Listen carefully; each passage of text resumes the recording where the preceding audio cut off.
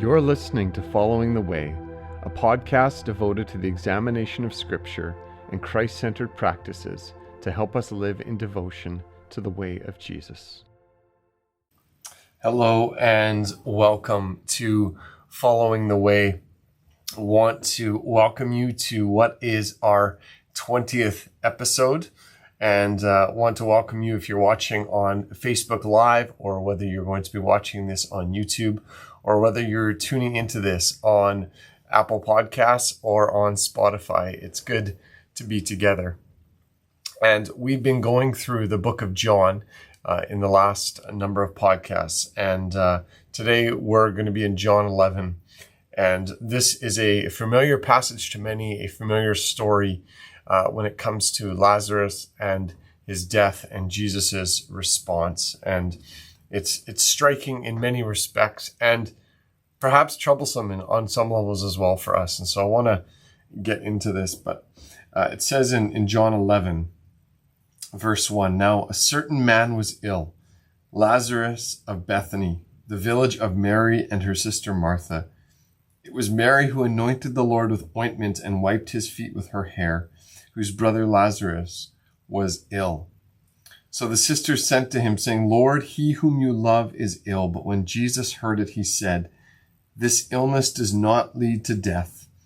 It is for the glory of God, so that the Son of God may be glorified through it.'" And I want to talk about what happened here in this situation, and around the idea that we see that Jesus actually allowed Lazarus to die.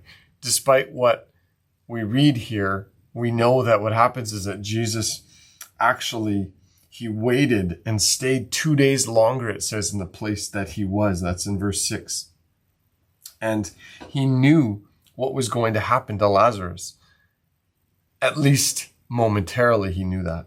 And he said there in verse 4, he said that this was for the glory of God and what it would accomplish. And I would say that Jesus was referring to what it would accomplish in Mary and in Martha and in Lazarus, as well as in his disciples. We see that later in their response. But I want to talk about the idea that, and the truth that God allows difficult and painful circumstances in our lives. And when God allows pain, and when we ask, where is God? This is a passage that can be very, very helpful for us, because Jesus reveals here that he was allowing this to happen, and as difficult as it is to understand, he was allowing it to happen to further his work and to accomplish his purposes in the lives of those around him. And like we see in Mary and Martha in their response when Jesus comes and Lazarus has died and they don't understand it, we will not understand it in the moment. We will not understand why Jesus allows certain things to happen and why he doesn't allow certain things to happen. But I want to talk around the idea that the way of Jesus is the way of the cross in our lives, the way of loss, the way of grief, and the way of death before resurrection. It's the death of self and confronting parts of ourselves that are actually in opposition to the way of Jesus. This is the call of discipleship. It is the call to come and die. And we see this throughout the New Testament.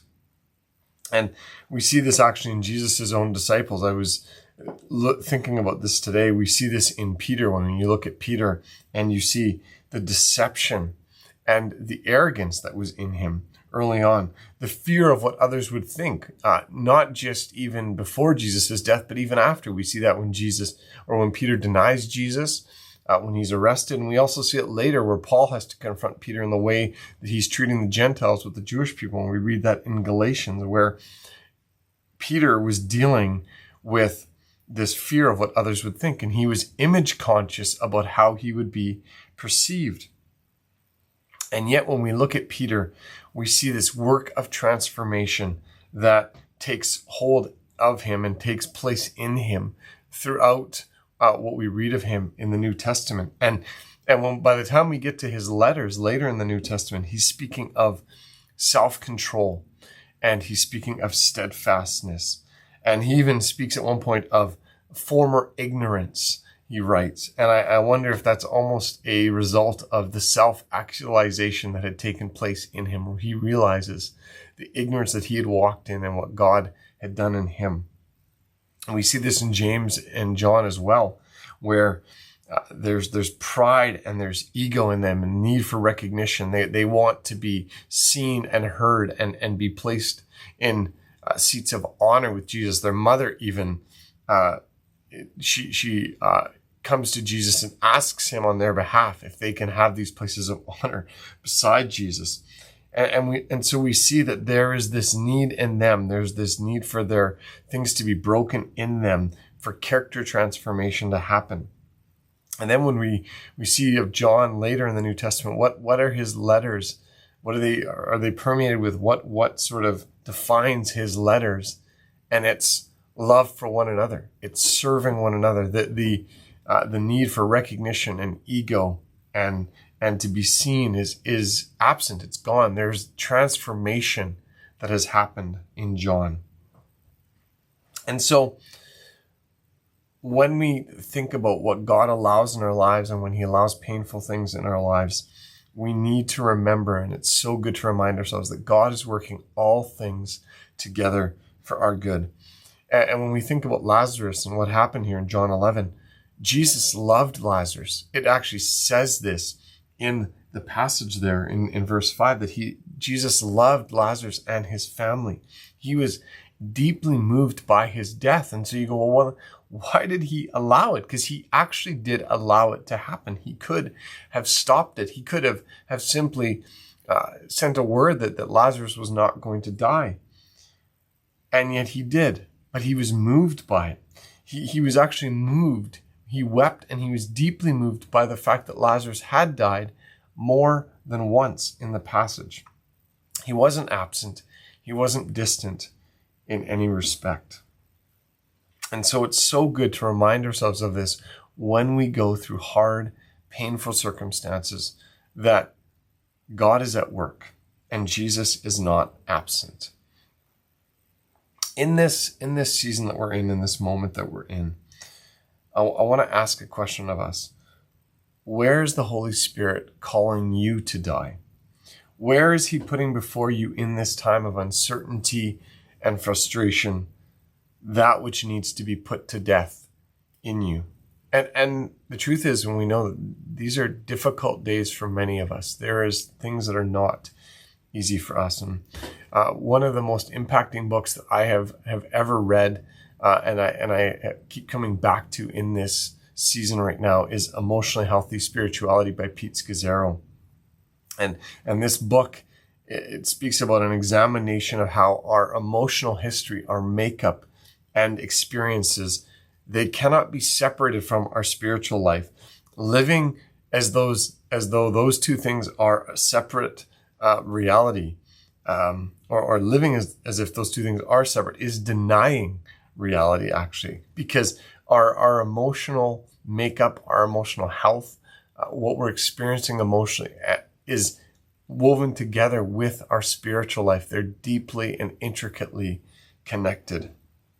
And so in this moment of COVID, which means that we're experiencing restrictions and limitations, there's loss, there's change of all manner that we're experiencing, there's school at home, and all of these things that we are experiencing, and some to different levels. But what it's doing, one thing that I've thought about recently, that I see it doing in myself, and I know that others are sharing these similar things, is that it's magnifying sin and character issues within us. The pressures of this moment, the changes of this moment, the losses of this moment, the pressures and the things that are outside of our control are bringing up this sin and character stuff within us that is very, very real. And so emotionally healthy spirituality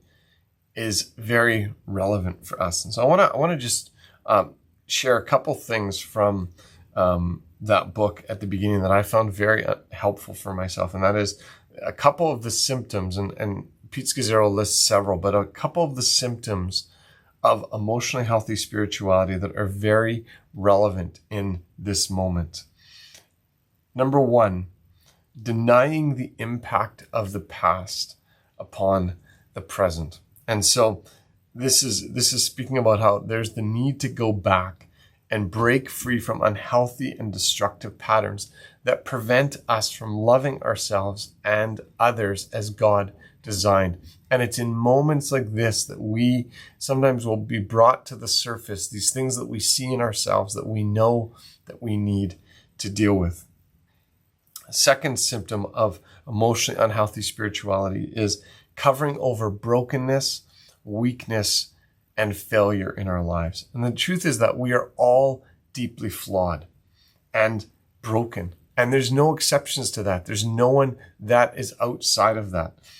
And so to realize this and to admit that and to try and live out of this truth that we have deep flaws, that we're broken, and that we need healing in an image-obsessed culture, this is hard because the culture that we're living in, at worst, will simply deny this reality, deny that this is even the case. And at best, it will actually seek to manipulate this for self-glorification, where we'll admit weakness, but we're actually admitting weakness in order to boost our fragile egos, rather than seeking healing from Jesus and actually walking through the difficult manner of it. But it is going through death in our lives, going through death in the various issues and aspects of our lives that leads to resurrection life. And in the midst of this in our lives, we need to remember, like Lazarus, Jesus is not absent. Jesus was not unaffected. He was not unmoved by what happened to Lazarus. He was there, he was present, and he was at work. And I think it's very helpful to see in what was happening with Lazarus there, to remind ourselves of what Jesus said in verse 4, when he first got word that Lazarus was ill and that he was on the doorstep of physically dying. Jesus said, "This illness does not lead to death." Now, momentarily it did, but Jesus knew that he had a much greater purpose at work in this. And he said, "It is for the glory of God, so that the Son of God may be glorified through it." When we go through tough, difficult circumstances in our lives, when we're allowing Jesus to take us through processes and through situations, allowing him to highlight in us what needs to die and things that we need to put to death in order to come into resurrection life, it's so helpful, and it's so soothing to remember that Jesus is going to be glorified through it. That lives that point to Jesus, that our lives will be lives that point to him and make much of him. And so to end this, I want to just lead us and leave you with a question more to help you practice in following the way of Jesus. And that would be this, to go away and to consider, what is Jesus highlighting in you in these days that needs to be put to death in order to bring you into new life, transforming an area of your life? Where is he inviting you to walk through a process that will lead you into the fullness of life in him and leading you into the joy that is found in him as you get free from destructive patterns of behavior or character issues in your life that Jesus is highlighting in order so that he can bring healing in you? It's for his glory, and like Lazarus, it's ultimately for our good as well. Bless you as you go forth today. It's good to be together. Trust that this was a blessing to you. We'll see you again.